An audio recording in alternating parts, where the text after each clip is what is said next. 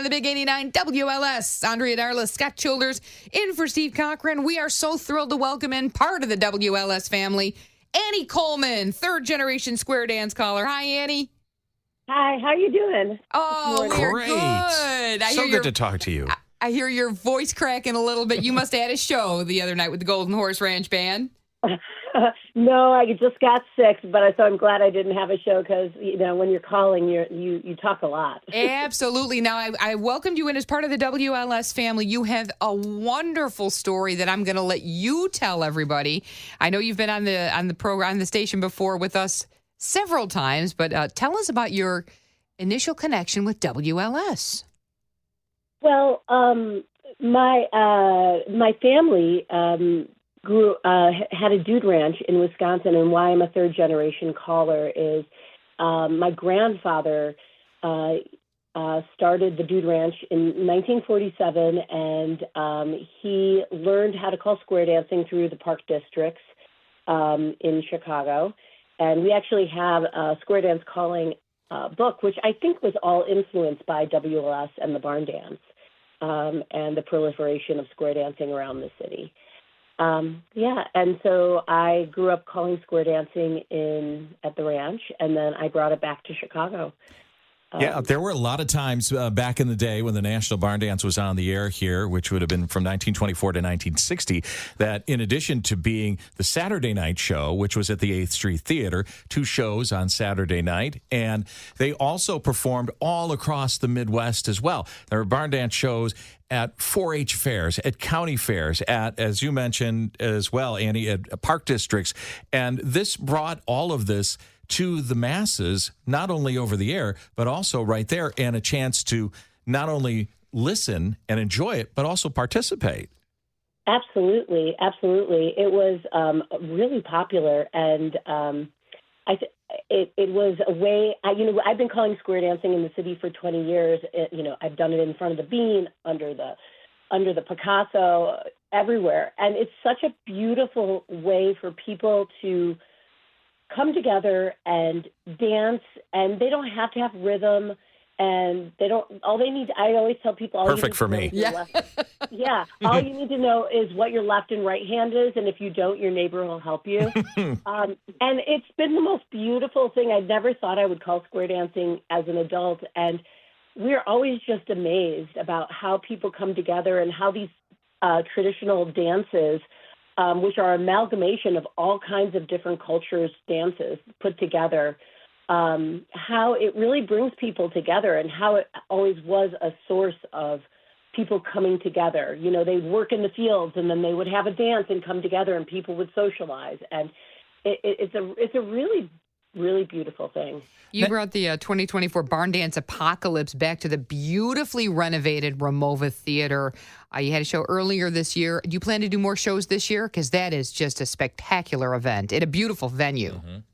Yeah, it was so much fun. I think we were the second band to play there, so it was, we really were having a barn dance. Usually they have them at the beginning of a new space. We're going to be playing Day in the Country at the Hideout. It's an all-day event, June 23rd, of country music. There's usually barbecue. There's pies. It's a great time. So now, how do you learn to do that? I mean, I actually had heard one of the callings recently. There was a 100th anniversary celebration of the National Barn Dance just a few weeks ago, which aired on NPR, believe it or not. And I was there for the live taping of it, and it was absolutely unbelievable. But how do you learn something like that? And is it structured? It seems structured, or is it really more where you just kind of follow along and see how things are going as far as the dancers that you have, or how the situation is? Both. It is definitely structured. I say it's like weaving people together, because you have to get people back to their home positions. But I think really good square dance callers and contra dance callers, they can watch the dancers and start to improvise or add things on to, build the momentum of the dance.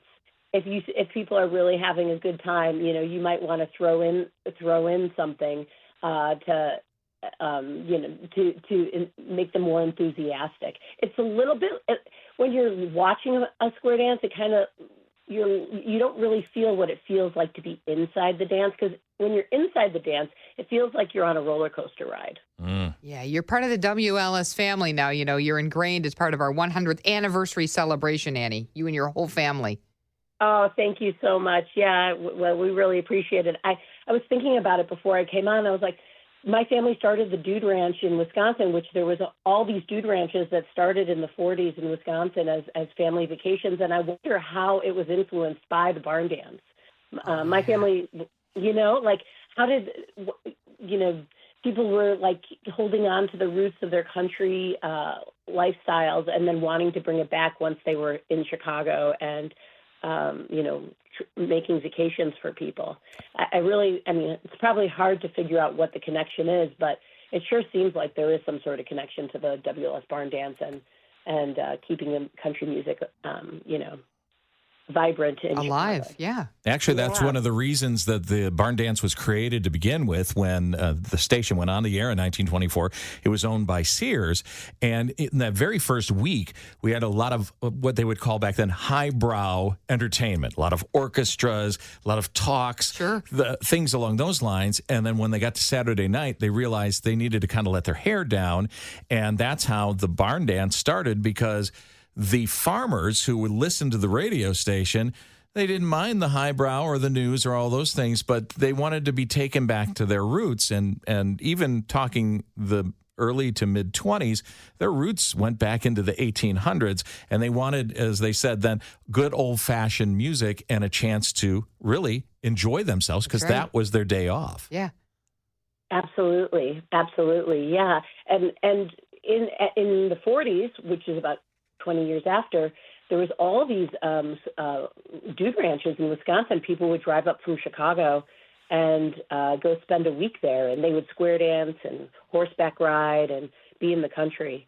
So, to meet your family and Max Armstrong, Rascal, the legendary. So Nick Gale, our news director, our newsman extraordinaire. You got to do it, Nick. Come on. You got to do a little bit of calling for Annie. Okay, so Annie. You ready? Okay, I want to hear it. Judge, all right? Okay, Annie. All right. Want me to All righty.